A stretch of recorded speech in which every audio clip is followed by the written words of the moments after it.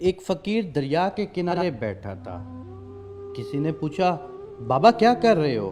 فقیر نے کہا، انتظار کر رہا ہوں کہ مکمل دریا بہہ جائے، پھر میں یہاں سے اس دوسری طرف جاؤں۔ اس آدمی نے کہا، کیسی بات کرتے ہو بابا؟ مکمل پانی بہہ جائے، انتظار میں تو تم کبھی دریا پار نہیں کر پاؤ گے۔ فقیر نے کہا، یہی تو میں تم لوگوں کو سمجھانا چاہتا ہوں کہ تم لوگ جو ہمیشہ یہ کہتے رہتے ہو کہ ایک بار گھر کی ذمہ داریاں پوری ہو جائیں تو پھر نماز پڑھوں گا، داڑھی رکھوں گا، حج کروں گا، خدمت کروں گا۔ جیسے دریا کا پانی ختم نہیں ہوتا نا، ہمیں اسی پانی سے ہی پار جانے کا راستہ بنانا پڑتا ہے۔ اسی طرح زندگی ختم ہو جائے گی، پر زندگی کے کام اور ذمہ داری کبھی ختم نہیں ہوگی۔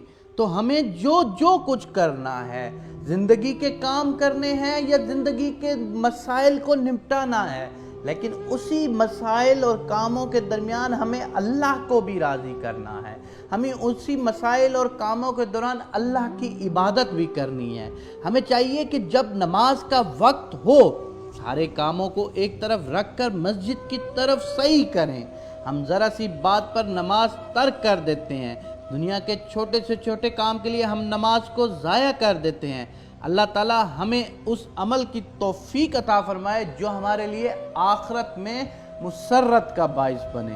نماز سے یہ مت کہو کہ مجھے کام کرنا ہے، اپنے کام سے کہو کہ مجھے نماز پڑھنی ہے، اور نماز ہمیشہ پہلی فرصت میں پڑھنی چاہیے۔ اول وقت کی نماز ہی اس دنیا کی سب سے اچھی عبادت ہے۔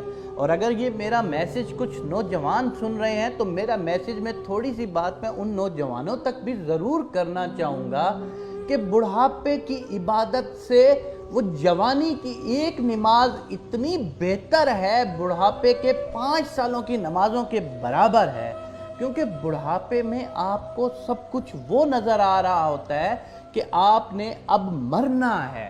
بڑھاپے میں آپ کو فیل آ جاتی ہے کہ میں نے اپنی ایوریج زندگی گزار لی ہے، میں 50 سال گزار چکا ہوں، میں 60-70 سال گزار چکا ہوں، کسی بھی لمحے میں مر سکتا ہوں۔ اس لیے بڑھاپے میں جو عبادت کی جاتی ہے اس میں تھوڑا سا مرنے کا ڈر اور خوف آ جاتا ہے۔ انسان کو ویسے تو کچھ بھی نہیں پتا کہ اس نے کس لمحے زندگی ختم ہو جائے گی اس کی، لیکن کہتے ہیں کہ جوانی کی جو عبادت ہے نا، جوان شخص کی جو عبادت ہے، وہ بڑھاپے کی نمازوں سے بہت زیادہ افضل ہے۔ تو میرے سننے والوں، میرے دیکھنے والوں، اگر میرے سننے اور دیکھنے والوں میں کچھ نوجوان شامل ہیں تو میں آپ سے دست بدستہ گزارش کروں گا کہ جوانی کی نمازوں کو ضائع مت کرو۔ قیامت میں یہ تمہارے لیے باعث شفاعت ہوں گی۔